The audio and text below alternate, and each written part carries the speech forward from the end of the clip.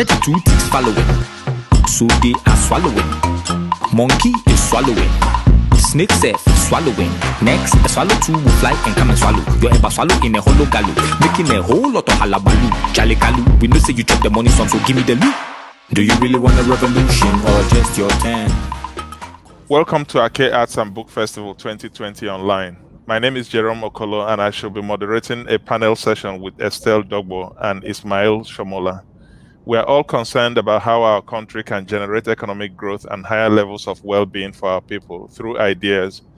Emerging technologies are of particular interest to us today as their development and practical applications are not yet fully realized. We already see all around the world how game-changing these technologies can be. Emerging technologies offer us an opportunity to participate fully in the third industrial revolution and cover the range of issues I shall be discussing today with my guests, and will span medical technologies, artificial intelligence, 3D printing, gene therapy, cancer vaccines, in vitro meat, nanotechnologies, robotics, stem cell technologies, and distributed ledgers. My interlocutors today represent the exciting cutting edge of some of these technologies, and I'm delighted to introduce them all to you. First of all, I would like to introduce Estelle Dogbo, who has over 10 years experience built across different geographical locations in Europe, West Africa, and East Africa. She has interacted with multiple cultures and built a strong expertise in the healthcare industry, dealing with private partners, public sector, and non-conventional stakeholders. She has developed a strategic and agile mindset while maintaining high ethical standards, and has been working in the past 5 years to continuously groom and empower talents, teams, and organizations to help achieve outstanding performances through effective leadership practices. You're very welcome, Estelle. Thank you very much, Jerome. My next panelist is Isma'il Shomala, who is a motivated product executive leading teams that are building digital products geared towards solving problems in the financial sector. His latest venture, Go Money, is a digital-only financial institution aimed at simplifying banking to its customers by providing them with all the necessary tools to track their spending habits and make informed financial decisions effectively. In his spare time, Isma'il moonlights as an illustrator and has designed book covers for leading publishing houses in Nigeria, including Wida Books and Bookcraft. Isma'il is also a selective foodie. You're very welcome, Isma'il. Thank you, Jerome. So let's start off with Estelle. Let's start with the basics. What is genomics research? And briefly, how does an executive working in this field spend a typical day? Thank you very much, Jerome. So what we call genomic is basically the study of the genome, the DNA, to understand the make of what the DNA is. So when we talk genome, we talk genes, and we want to be able to map the entire DNA sequence of a particular group or a race or human beings, just to understand the different type of genes that come out of these DNA sequences. I would say that most organizations who focus the goals into understanding human genome have the mandate to make sure that innovation is present in the day-to-day running of those organizations. And it's extremely important to be very curious about what happens in the ecosystem because it's a relatively new field, especially in Africa, where the gap is gradually being closed over time. So as an executive, the focus is really about leading teams, making sure that organizations have the resources allowing to go into that research area, because it takes a lot of time and needs a lot of money to actually be able to be a strong genomics organization. Given that the healthcare industry has been at the forefront of what has been one of the greatest challenges in our living memory, the COVID-19 pandemic, can you please tell us how your industry has responded to the pandemic and what Africa can learn from this pandemic? I think generally the pandemic has been a fantastic opportunity. I mean, for the industry to actually look in depth and see what areas where improvement is necessary. And one of the main challenges that this industry has to face very quickly was to be able to respond to a situation that was unprecedented with limited resources. We had also a unprecedented crisis regarding supply chain globally, where it became very difficult for healthcare workers or even industry players to be able to gather the resources and support government very quickly. And I would say that one of the great things that happened during this time was it became so clear that everybody was interested into healthcare. Healthcare became the main conversation across different industries and players.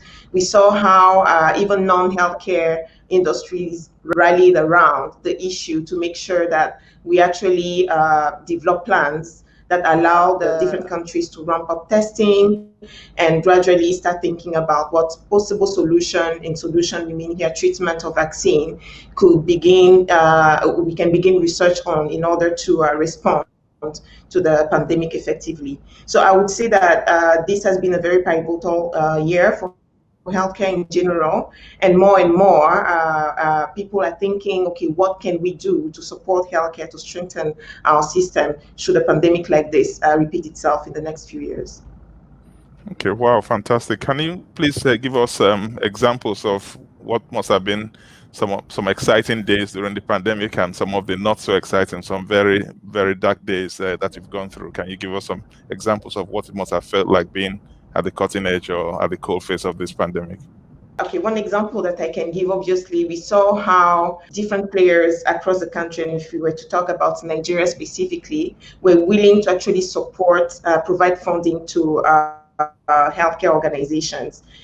To make sure that we get all the equipment, all the reagents and the tools that are necessary for testing. Because when a pandemic like that breaks out, the number one thing is to understand the extent of the pandemic. And we talked about infection rates, we talked about community transmission a lot during these past few months. And knowing that industries like banking, like FMCGs came together to actually support the healthcare ecosystem was something that was extremely exciting, because for the first time, it felt like everybody really wanted to take health seriously in our environment.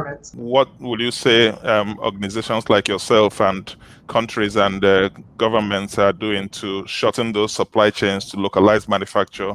What are they doing to perhaps develop new drugs or vaccines in the COVID area? And also, how close are we to developing such therapeutics and diagnostics? One of the conversations that I really enjoyed during this pandemic was how everybody was kind of concerned, about, including Africa, in the response. In terms of drug development or vaccine development, I think the focus for Africa should be really how can we participate into those trials should the vaccine or medication be discovered. We are involved into the research, and technology is a blessing for Africans, especially when you live in a continent where you don't have enough healthcare workers, you don't have enough doctor per unit of population. And when you introduce innovations like telemedicine or the ability to contact a doctor that is knowledgeable in a certain field, who they can diagnose you directly via your phone or via a simple application, I think it's really a blessing for us. And I think that is definitely one of the products that is going to drastically boost the medical field generally, and boost the interest of people to actually know more about their health, understand more what they need to be diagnosed of or for, what they need to be paying attention for more. And I think being able to contact your doctor or speak to someone on the tip of your phone, it's something that is, for me, extremely innovative and well catered for countries that don't have a lot of resources. A couple years ago, the conversation was very much about training more of the healthcare workers that are not specialists to respond to the lack of skilled specialists that we have in Nigeria or in Africa, but now more with this type of applications, we know that we can have access to even non-African specialists almost immediately and get quick and accurate diagnostics. This is something that will be very, very welcome in Africa. Yes. With the development of the kind of technologies you're describing, telemedicine, doctor in your pocket, which is a doctor through your mobile phone, doctor through SMS messaging, diagnostics, using genetic technology to help to make medicine more accessible to Africans. All of these things require quite a lot of investment. How easier or harder has the pandemic made attracting investments into medical technologies in Africa? Generally speaking, I think the African population from a health point of view becomes very attractive to a lot of people because investors, and that's my personal opinion, are going to be even more attracted to this market. They're going to see an opportunity to really drive drastic change on a continent where everything has to be done. I see this rather as an opportunity for more investors, more people to be willing to support African healthcare infrastructure into the next stage of growth. So I think it's actually going to be a positive outcome for us. Would it be possible to give us examples of what emerging medical technologies or medical companies we should expect to hear about soon in Africa? I believe there's a lot of conversations around gene therapy, right? And if we are able, hypothetically, to bring gene therapy into Africa, and more specifically for sickle cell disease, I think that would change a lot of things and would allow many of the population that are affected to have a permanent solution to a disease currently, which is a chronic disease that they have to live with. Yes, for me, gene therapy is something I'm really looking forward to personally. I'm really interested into the technology of being able to design medications through gene therapy that are able to go into the DNA and fight the mutations that may have been caused by the disease. So I think it's something that we may see quite soon in Africa. Yeah. Many young Africans, especially girls, watching this will be looking up to you, Estelle, and looking up to where you are, what you're doing as a dream for them. What advice would you want to give a young African girl dreaming to work at the cutting edge of emerging technologies, doing something super interesting, which pays very well, and which is hugely beneficial to humanity? The number one thing is to be curious, to be extremely curious about what is happening in the space of technology. And I have no doubt that our millennials in Generation Z girls are already very, very much in touch. And I think and I've had to self-learn a lot of things myself and be curious about what's happening elsewhere, what are the latest type of technologies that we should expect, what could be the benefit of technology in all different fields. And the second thing is don't be scared to co-create. I think regardless of the field where we are right now, it has become extremely clear that we are unable to actually move forward with technology. So I would say curiosity and co-creation, being able to think about how banking and healthcare can work together to actually move things forward. So yeah, that would be my advice. Fantastic. I would like to bring in Isma'il at this point. So this question is for both Estelle and Isma'il. What opportunities do you both see at the confluence of medical sciences and information technology, which presents opportunities for local innovation and development? I think it's been very interesting listening to Estelle and to get a feel of, how advanced the medical space in Africa is becoming. I'd say, obviously, as you said, collaborations would assist with accelerating innovation. So an example would be if, financial institutions partner more with health sector practitioners, they can provide funding to accelerate literally anything, could be infrastructure, could be getting in more personnel, because funding also helps attract talent, and the other way around, you have how you can apply things like machine learning to medicine, how you can even basic data and information analysis just to accelerate discovery of vaccines and things like that. And I think in the past we've seen some of that happen, applying supercomputers to understanding virus signatures so that you can quickly prefer a vaccine, or as we saw with the Ebola vaccine a couple of years back. So I think it's always for the good of everybody where, different areas can come together, collaborate. It's always good and it accelerates innovation. And Estelle, how do you see the fact that the technologies of today allow you to dematerialize the stuff you're working on, allows things to be digitized, allows things to be shared in a very secure way using, for example, blockchains? How do these present opportunities for medical technologists? Medical technologies have evolved so quickly, and over time we realize that it's kind of limitless in the end. We are getting into a space where we understand that medical technology can allow for like very, very precise either diagnostics or medical development. And I think without bringing the latest type of innovations that have happened in pure technology industries, it's virtually impossible for us to ever get there.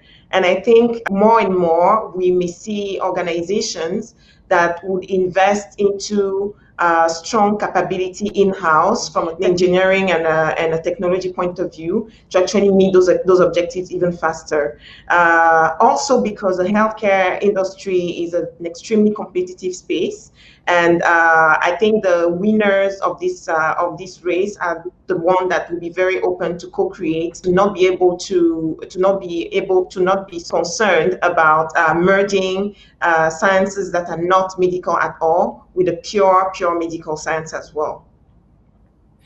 Thank you very much, Estelle. Isma'il, I introduced you at the beginning of this event as a fintech executive. So I'd like you to share with our viewers what fintech is and how a fintech executive spends a typical day. What do you get up to? Well, I wouldn't say I'm a typical fintech executive, but to dive into it, so I think a fintech, what do we do? We simply just, improve and automate or digitize how financial services are delivered, both on the back office side and also on the customer or client side. So it's literally anything in the financial sector is open to digitization, and anybody that participates in that, using modern technology can be classified as a fintech.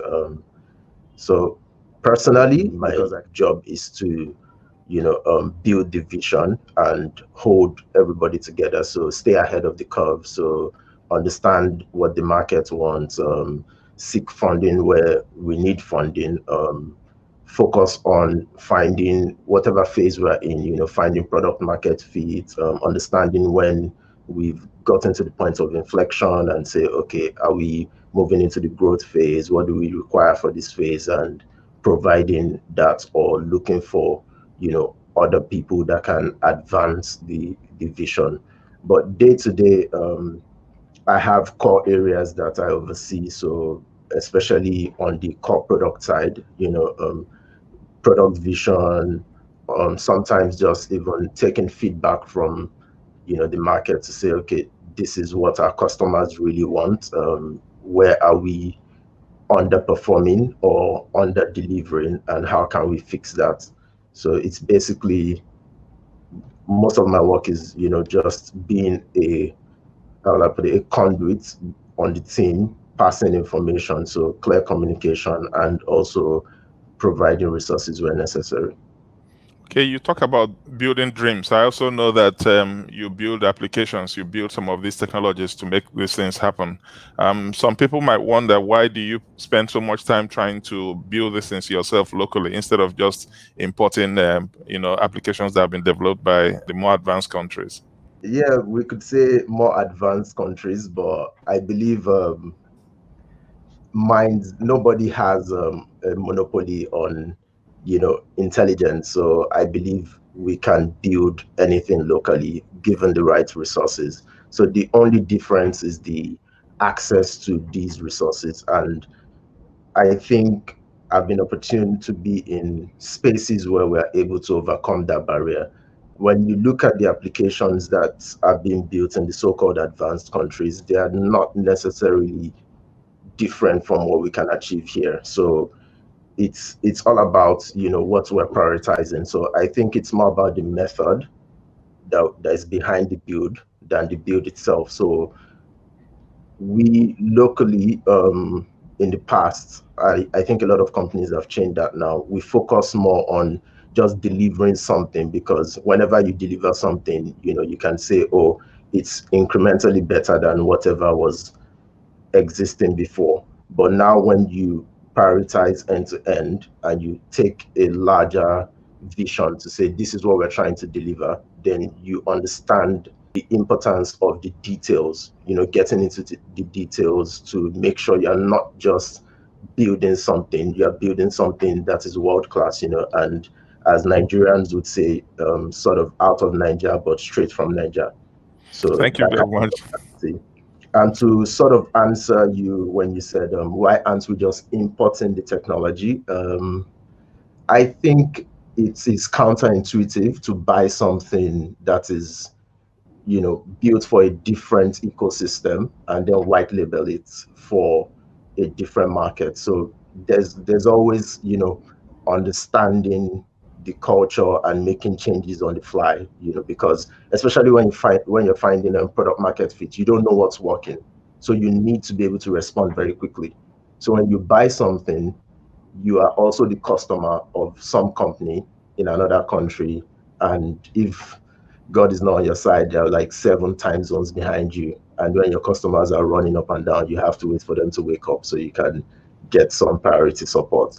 So it helps, especially when you want to be a product-led organization, as we are at Go Money. We live and die by our products. So we can literally change things around on the fly. We can wake up tomorrow and say, we need to build a new feature. So it gives you freedom to experiment as much as you want to.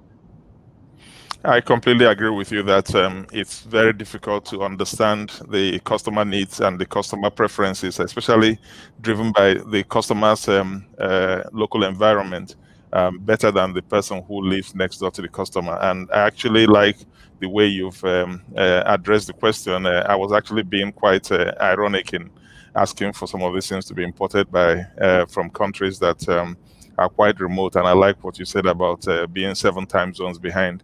The question I would like to ask you is the Nigeria Interbank settlement system has been allowing Nigerians to send money flawlessly since 1994. Very little payments from any Nigerian to any Nigerian. And these systems still do not exist in some of the so-called advanced countries like the UK and USA. Why do you think it's more difficult for us to export some of our technological innovations to these countries? So I wouldn't say it's on us to export it. What usually happens with technology is people find what they want and then they import it.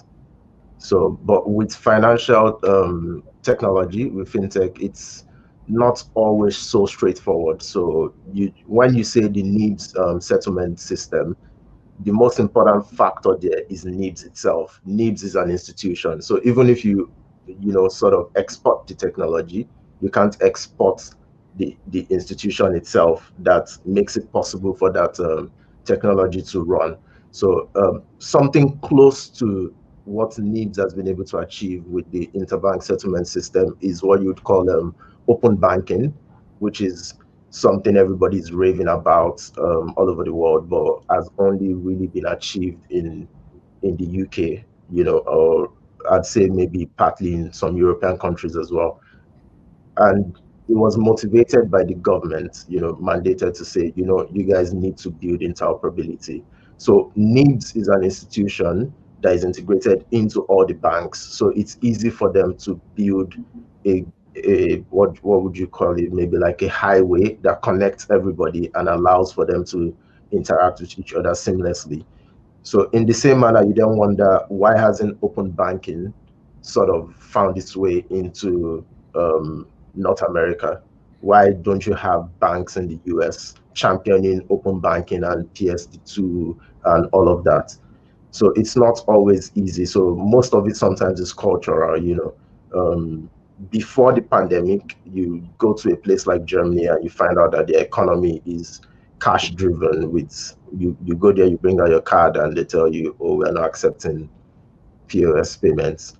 And coming from Nigeria, that is meant to be less advanced, but you can use a card to pay for almost anything, you are taken aback, but it's just what it is. So it could be the regulators not incentivizing certain behaviors. It could be, the people themselves just naturally not comfortable with technology. So there's several factors to consider.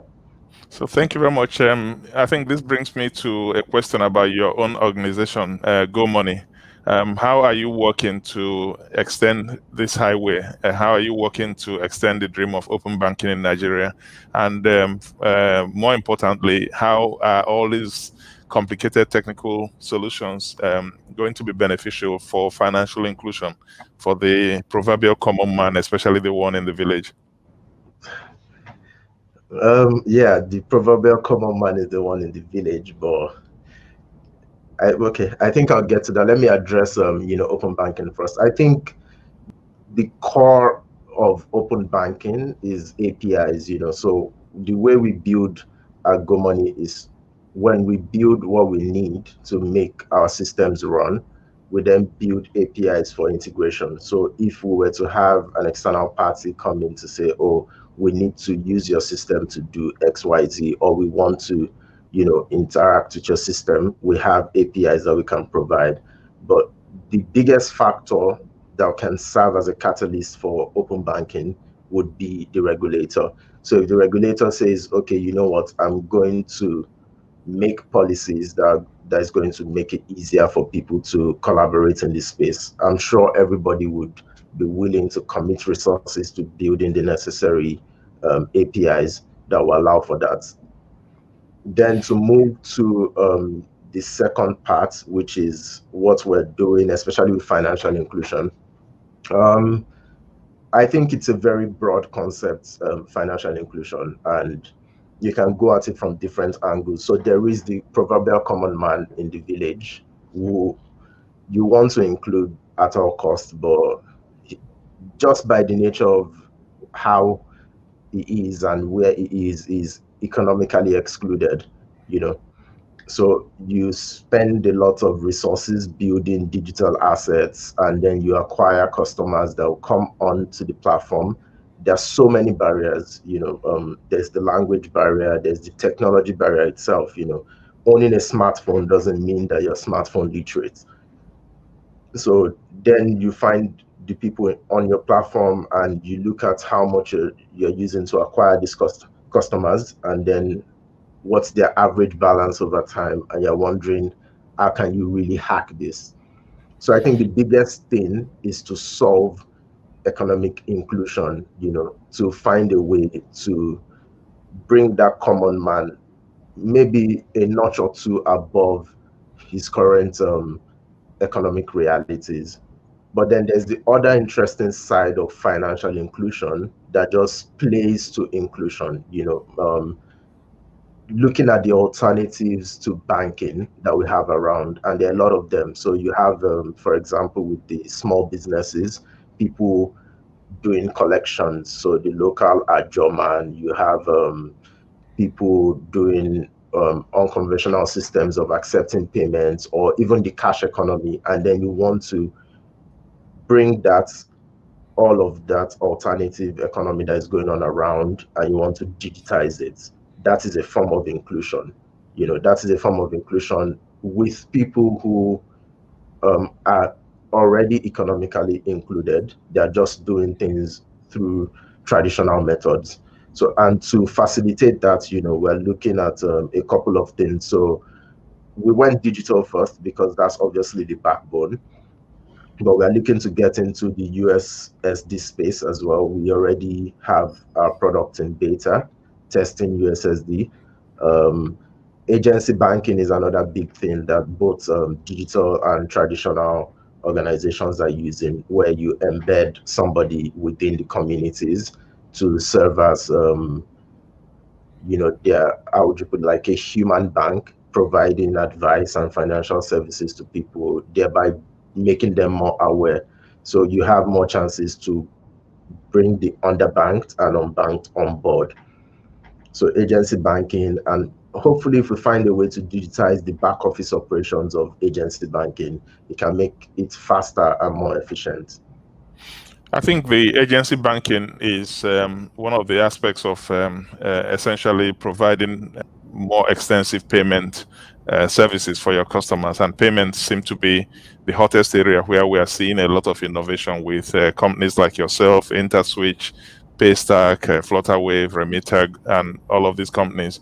What I would like to ask you is, looking forward, where do you see the legacy financial institutions ending up with regards to the new entrants trying to steal a match on what used to be the exclusive party? In this particular question brings up a lot of the debates that people are always having, who's going to be the winner, who's going to be the loser, and things like that. But I think we're going to see a lot of mergers and acquisitions. Payments is just a small chunk of the business of the legacy banks. Because when you do payments, you look at it, you see very high volumes, but there's very little value. So you're just facilitating, and as you can see, the space is crowded, and what you then do is it's a race to the bottom with pricing. So you have institutions just building ecosystems and making payments free within those ecosystems. Needs recently revised the NIP transfer charge downwards. So you look at that, and if you're a purely payments company, there's very little runway for you. So definitely taking banking apart, decoupling it, and improving every single aspect. So payments, lending, investments. It's a really beautiful thing that these specialist companies that you've mentioned can do extremely well. But in the end, you would need to maybe bring them all back together in some form. So I believe and I hope that we'll start to see fintech mergers or incumbent banks and the new digital banks coming together, collaborating to bring this future together. I think the fight is not only between Nigerian fintechs and Nigerian legacy banks. I think every Nigerian already has access to Facebook, Uber, Google, and we know that Facebook, Uber, Google, MasterCard, and Square, they are now becoming the biggest financial institutions in the world by market capitalization.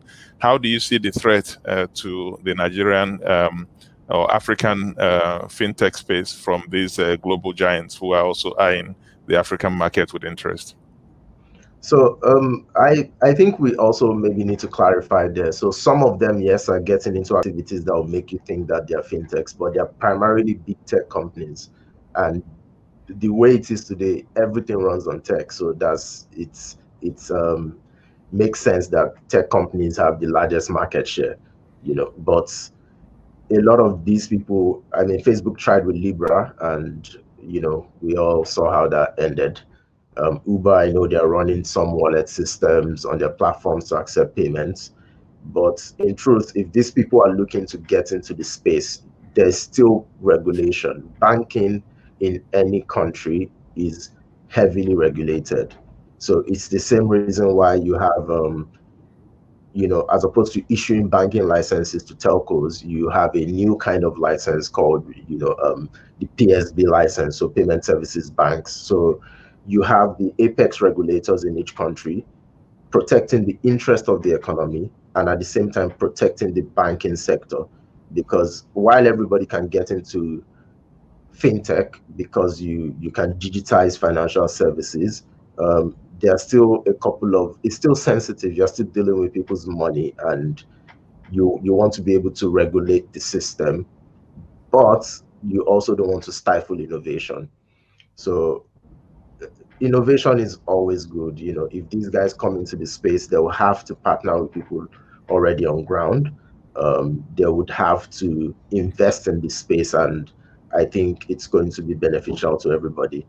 I mean, the fintech investments in Nigeria, I think as of today, stand at over $90 million in the Yabacon Valley alone. So, and it can be more, it can be triple, quadruple that, and it will only be beneficial to everybody.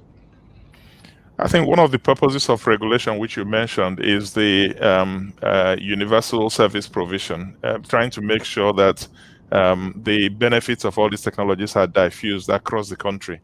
But we still find that internet access in Nigeria ranges from about 28% in the south and gets down to about 7% in the northwest of the country. How do you think internet access can be made more evenly distributed in Nigeria, or for those parts of Nigeria that are lagging to come up to the standards of those that are ahead? Do you think this is something that can be best done through the government agencies, or something that can be done through the private sector if they are well incentivized? So I think you sort of answered that in the previous question. So all we need to do is talk to Facebook and Google. I mean, Google is doing something in India. Facebook as well, I think they did something in India. So they can do the same thing here. I don't think we should leave it to the government alone. I mean, if we're being realistic, there's only so much our government can do. I know we look up to the government a lot in Nigeria and Africa, but yeah, we're frontier markets, so the resources are not nearly enough for the amount of things that need to be done. So private sector participation is always welcome. There's a positive side though. Nigeria ranks in one of the countries in the world where internet access is cheapest. I think most of the struggle is with bandwidth. So if we can improve the bandwidth and also the reach, to get more people in rural areas online, the sky's the limit. So yeah, we can definitely reach out to Facebook, Google, ask them to deploy one of those their parachutes here, and problem solved. And I think that's a very important question, because we depend so much on internet. And I think, like I mentioned earlier, I think Africa is one of the continents that really embraces technology. And while you were speaking, Ismail, there was a question that came to me, and I was wondering if you had a bit more insight into how we are able to, like, what made internet so cheap in Nigeria, and why is it so complicated to actually have very great bandwidth and sustain the great work that has already been done regarding bringing the cost down. I think we all suffered a lot during the pandemic when we all had to depend heavily on internet. And I was wondering what exactly can be done in that space to improve the picture drastically. Yeah, so it's interesting, really, and it's something I've always wondered about as well. But I'm no expert, but I have some theories. So I think what is happening is we do not have enough competition in the broadband internet space. So we have a lot of telcos, but all I know, and I may be wrong, is that we have a main one cable, and I believe everybody's splitting that bandwidth. And when you split that single connection amongst 250, 300 million people, yeah, you have to throttle the bandwidth at some point. Yeah. So I think we just need to improve on infrastructure. I believe it's an infrastructure game. So the more alternatives we have, the better the connectivity. So thank you very, very much for the wonderful insights, Estelle and Isma'il, about the internet. I think the internet has become more or less ubiquitous and something that is always present in our lives these days. And as the internet has become always available, technologies have come in to exploit the fact that you can more or less use the collective processing capacity of the millions of computers that are connected on the internet to provide new services. And I think there are a lot of new innovations in this area, and some of them are more obvious than others. And in that regard, I want to bring up the topic of blockchain and cryptocurrencies that many Nigerians are now becoming very, very interested in. I think the data shows that in 2019, the interest in blockchain and Bitcoin was highest in Nigeria than any other country in the world. So, Isma'il, can you please explain to us what blockchain is and essentially what it has to do with Bitcoin and Ethereum and all these cryptocurrencies? The blockchain is, as far as I know, and I may not be able to go in depth, I think it's a way you use distributed ledgers, and cryptocurrency is something different entirely. So it's just most cryptocurrencies run on the blockchain because of that immutability, the quality of having the blockchain. So you can distribute the ledger and it's immutable, so you can keep making changes and signing them, and it's secure. So in terms of applications of the blockchain, I actually am more interested in what it can do for us with security and health in spaces like Estelle's domain than as a cryptocurrency. Actually, you're right about the use cases in real life, and I would like to ask you whether you can give us examples of use cases in solving real life problems where the distributed ledger technologies have been used in Nigeria and other African countries. So I haven't been able to play in the with blockchain as much as I would like to because of the regulation that doesn't really allow when you're like fintechs to easily get into that space, especially when you're trying to do something like build a digital bank. But I think I've seen very interesting, or I've even explored very interesting use cases with, so for example, KYC. So centralizing KYC is something that is important that we could have in Nigeria. So imagine having your BVN system tokenized, so anybody that needs to get access to my BVN can call it at any time. They can make changes, sign it, and update it, and it's going to reflect everywhere. So that's one very good application of it. So it would mean that regardless of where my data is sitting, anybody can access it and update it securely. Of course, with permissions and all of that. Another interesting thing is asset tokenization. I think there was a building in Manhattan that was tokenized, and then people were buying bits and pieces of it. So what that means is, in an ideal system, say you have a fixed deposit with a bank, or maybe some investment with another institution, you could tokenize that investment technically and then trade it on a platform. So it really opens up a lot of it. I think it bridges the gap. So blockchain is like something that brings systems together, at least to the best of my knowledge. So imagine you use Sterling Bank, and maybe I use Go Money, and I have an investment in Go Money, and I want to sell that to you. That is impossible today. But if we have an intermediary platform where I can tokenize my investments in Sterling Bank, put it on that platform, then you can buy it and we can exchange certificates, and I transfer that to you. I think you've raised more than two, but two very important points. One is because financial services are very regulated, and some of these technologies allow people to come into financial services.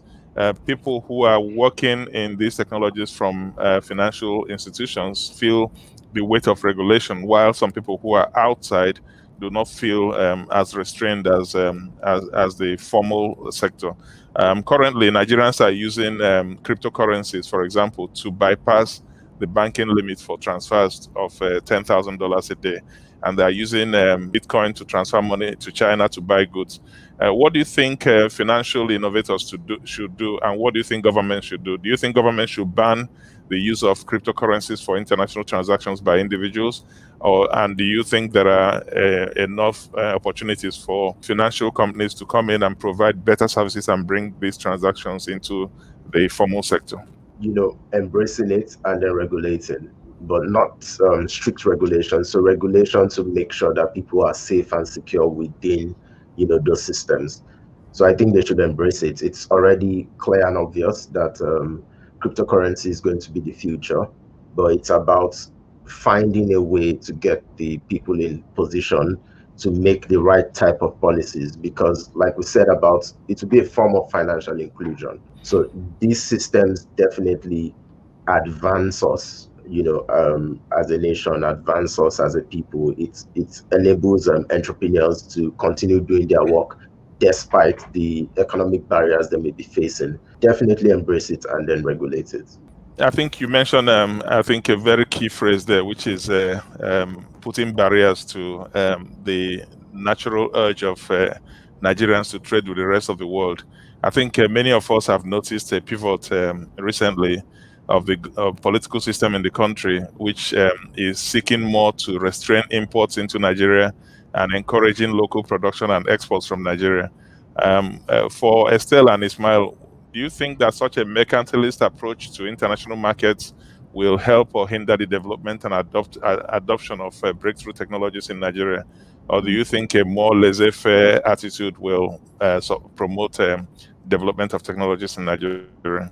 For me, it's a matter of balance. It's for me, any innovation or any decision, any regulation or policy that encourage countries to be self-sufficient, regardless of the industry that we're talking about, is a good news. I'm not Nigerian, and I had quite a good exposure to the Francophone part of Africa, and I know a couple of countries have made that effort to drive policies that encourage local production, local consumption, and I think in the end, it's something that is very good because it creates employment, it creates infrastructure. Whenever there are global cases, global challenges like the pandemic we just went through, then you actually empower your country to be able to take care of themselves without depending on importation, right? But like for everything, they need to be balanced. I think before those policies are being put in place, we need to make sure that the infrastructure is already in place. The populations are able to actually take advantage of those policies, say it be investment coming into those industries, supporting technology, supporting other areas to make sure that actually employment is being created, and we are fully taking advantage of the policy. What I've seen happen in many countries in Africa, policies are being put in place, but the infrastructure to support implementation are not necessarily there. And I think that's where we really need to learn and go back into, okay, what is the plan? Figure out the plan before implementing the policy. But I think it's generally good news whenever a government decides focus attention inwards and encourage local production and local consumption. That would be my view on this. I thank you for pointing out that government policy here is always very important, and even experts like Danny Roderick of Harvard University point out, for example, that technological change does not follow its own direction, but rather is shaped by moral frameworks, incentives, and the way governments choose to use their power. We have seen countries like Kenya, for example. Kenya has managed to develop some local technologies that have become world-beaten. M-Pesa is one that was a financial breakthrough. Recently, a company called M-Gas, which is supported by a company called Seco Gas in the UK, has been able to use narrowband Internet of Things combined with mobile money to take cooking gas to local Kenyan families. So countries that support innovation reap the rewards very quickly. And Estelle, I wanted to ask if you could give us maybe a couple of examples, especially from the Francophone world, of where government support and government policies have led to some breakthrough technologies that can help the ordinary citizen. One thing that was really striking to me when I look at countries like Cote d'Ivoire or Senegal, where the government is really looking into supporting local production. I see a strong willingness to, even in the healthcare industry, a strong willingness to actually empower local researchers or local healthcare professionals to actually develop solutions in country. And I know one of the recent examples where it was how many of those countries were encouraged to actually develop their own kits for detection during the COVID-19 crisis. And I think putting together frameworks that help actually the local researchers, the people involved in the technology, to be able to develop that is something that I've always found admirable. But like whenever those policies are being put in place, I find them very much welcome. And what I really do look forward to is the plan and the resources that the government is willing to put in place to make sure that that is actually successful in the end. Thank you very much. I think the experts that you talk about in places like Cote d'Ivoire and the fintech WizKids that Isma'il talked about in Yaba, I think these people like yourself, Estelle, and Isma'il, you're already living in the 22nd century. You are already living in the advanced world with advanced technologies, with very, very interesting jobs, well-paid jobs. The issue that I would like to ask you to address is how can societies tackle the wide chasm that is developing and actually accelerating between those parts of Africa that are connected to the world and doing all this exciting and interesting stuff at the cutting edge of science, and the rest of Africa that is still lodged in primitive ways, some of them still living in villages, some of them still believing in superstition, some of them still preventing their girls from going to school. How do you think we can try and narrow the gap between those parts of Africa that are being left behind and those parts of Africa that are connected to the cutting edge of science? So I believe it's all about empowerment. I think these things still go back to the fact that in Africa we struggle with basic amenities. So we still struggle with access to education, which is very big, because not even necessarily education in the whole tertiary form of it, but just letting people know what is possible, exposing them to the fact that they can do better. There's room for everyone. I do not believe that because you are making advancements, you have to disregard culture entirely. I mean, the dream is to be able to go to work in my agbada in, some very important organization, because you can celebrate your culture regardless. But I think it's just still the basic things of providing the right incentives for people to be able to develop, because you can't close a skill gap if you are not providing the right type of education. So oftentimes we'd say, oh, I can't find someone to hire, graduates are not employable, I can't find the right skill sets, but nobody's investing in building them. So, and I don't think sometimes I think it's unfair to demand from people the quality that has not been sort of impacted into them. Yeah, I completely agree with you, Ismail, and I think our educational system is somehow a bit too complicated. We need to make education simple, accessible, provide opportunity to people far from cities to have access to easy and simple education, like a simple starter pack to life, right? And now education is everywhere, and many countries are looking into how to make it simple, how to close the distance between so many years of learning and practical experience. And I think that could be an answer. When we're in a resource limited environment, we can't continuously think of the same way people are being educated elsewhere. We need to be able to provide opportunity for the youth or the people to have access to what put them at least at the level where they can, start and start contributing to the economy relatively quickly. And then we can start thinking about having a longer cycle of education. But I think we need to review a bit how we approach education so that it becomes easier and less expensive to the people of Africa.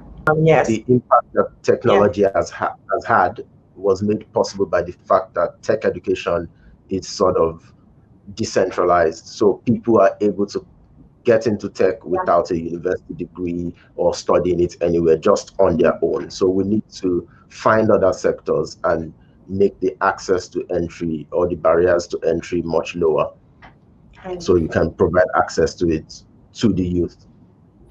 I agree with you, Ibrahim, about the fact that in tech, having a university degree is not a prerequisite. And in fact, there are people who think having a university degree is actually a disadvantage. I think Peter Thiel is one of those who has set up a foundation to actually encourage people to drop out of university to pursue their tech dreams. But in Nigeria, where there is still a lot of family pressure to stay in the universities and to complete their education, I would like to ask you and Estelle to give us examples if you know about of companies engaging with universities to bring in the skills of the startup world, how you actually innovate, how you're able to take risks, how you're able to ideate, how you're able to essentially experiment, all those skills that are necessary in the modern economy. Do you have any examples of how companies have gone back into the universities to help them to gain access to what it takes to survive and succeed in this type of world? So I know I go back to the University of Lagos from time to time and speak to some members of the faculty to say, look, how can I assist?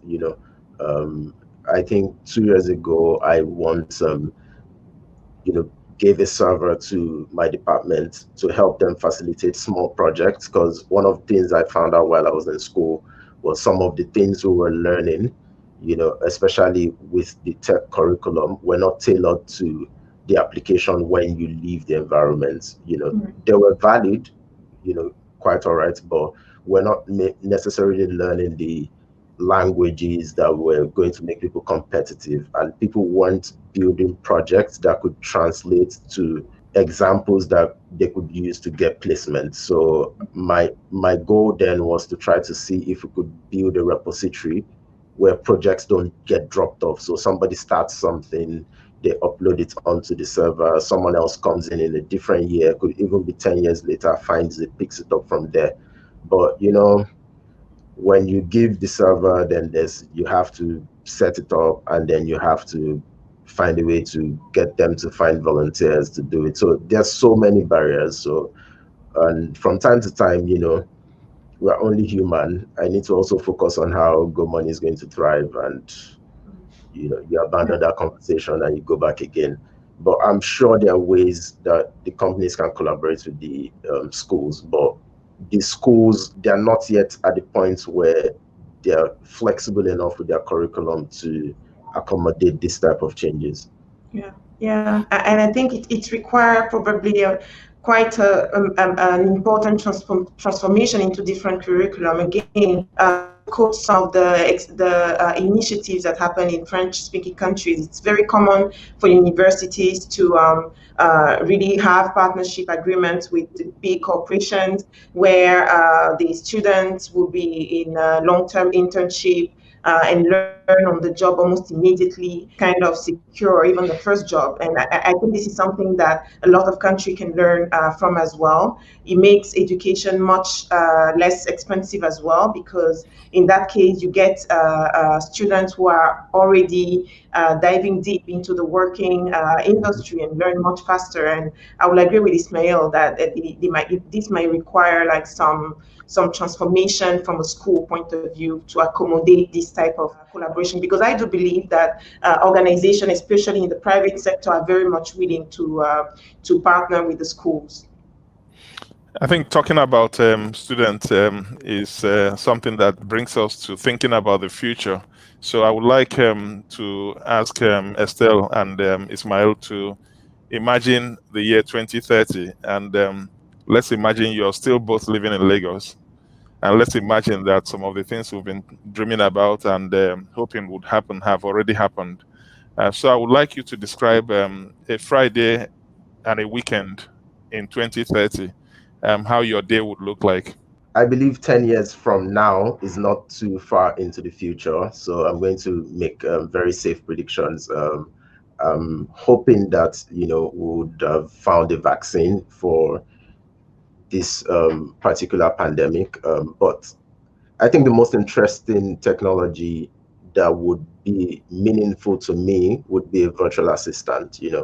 I think on a Friday, 10 years from now, I'd love to be able to interact with my virtual assistant to basically organize my day and prepare for the weekend. I also think 10 years from now, the future of work as we imagined it at the turn of the decade would be different. So I think we're going to see a lot of work from anywhere, as opposed to even working from home. Hopefully the world would have opened up again, and I believe at that point Lagos would be an idea that I would carry around with me and not necessarily a place I have to be to oversee business. I also think 10 years from now we'll be seeing a convergence in the fintech space, a lot of mergers and acquisitions, with payment gateway providers, payment services providers, loan solutions coming together to build walled gardens, hopefully ethical ones that can sort of assist in building communal wealth. Because I think one of the major issues we have today is we've seen the dark side of capitalism and the unequal distribution of wealth. So I believe 10 years from now, we should have taken the learnings from that and build systems that enable us to properly distribute wealth and, make the world safer, make the world more equitable. And yeah, the virtual assistant is very key. 10 years from now, and I think we're very close to achieving this type of innovation, I would like to be able to have an application or a technology that allows me to actually understand the type of health improvements or health damage that I would have personally acquired over the past week. So on a Friday, typically, I'm able to question that application and get responses about areas of my health that I need to focus on in the next maybe week or month. So that will be my personal doctor who is able to really tell me based on tracking during the entire week on where I stand health-wise, and also guide me on the things that I need to do differently to sustain a good health. And I think if I'm still in Lagos 10 years from now, I see a society where everything is digitized. I think right now we are enjoying a lot of infrastructure in banking, even in home services, and I see that go beyond just those innovations into spaces like arts, or where you are able to interact with different type of stakeholders across world without even leaving Lagos, to understand what the latest trends are, but most from a point of view of having to interact with the people directly, and going beyond just reading or following the news. So yeah, that will be my dream 10 years from now, being able to achieve all that from the comfort of my house. Excellent. So thank you very, very much, Estelle and Ibrahim. The final question I want to leave you with is, what was your last read like? What book did you read, and what effect did it have on you? Okay, I'm currently reading a book on mindfulness in business from Advar Business Review, and it's been really good, because I think it's important to bring in a bit of spirituality as well, and I'm very much into how to bring mindfulness into our day-to-day activities as leaders, as entrepreneurs, because I think that's something that more and more will be required, because we are really into a society that is very high-paced and is not necessarily allowing us to reflect. So yeah, that was the last book that I read. I've been reading Kafka, the Metamorphosis. It's a weird book, but I think it's a lovely break as opposed to all the other tech or business books that I usually read. So I'm keeping my fingers crossed for a very interesting ending to it. Thank you so very much, Isma'il and Estelle. I think it's been an exciting hour discussing the future technologies with you, discussing successes in Africa, successes in Nigeria, discussing things that we've done very well, discussing things that we could do better, discussing other things that are going on in Africa, and how sometimes the world is not fair in recognizing some of the technical innovations that we have made in Africa. But I think we all agree that the future is in our hands, and how we use the new technologies that are emerging to transform life in Africa depends on us. There's nobody holding us back.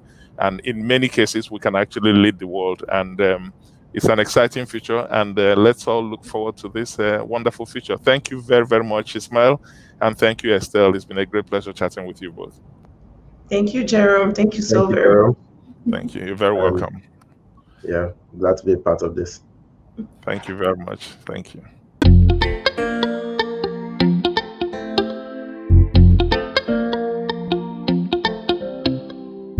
If you ever need a new place to go, you can join me in a world of words. When it seems like I'm nowhere to be found, if you look, you'll find me in a book. Let's take a ride to the past in the back of a phoenix. Let's float around the moon.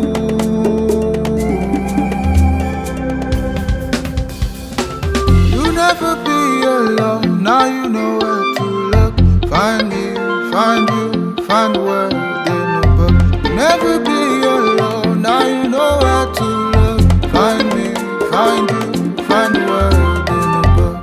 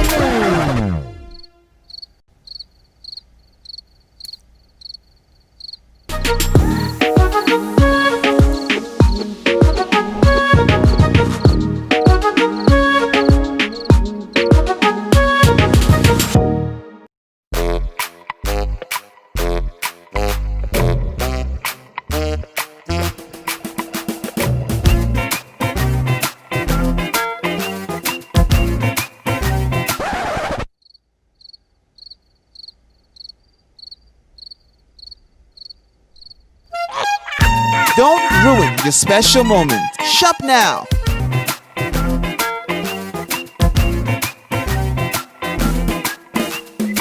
Altmore.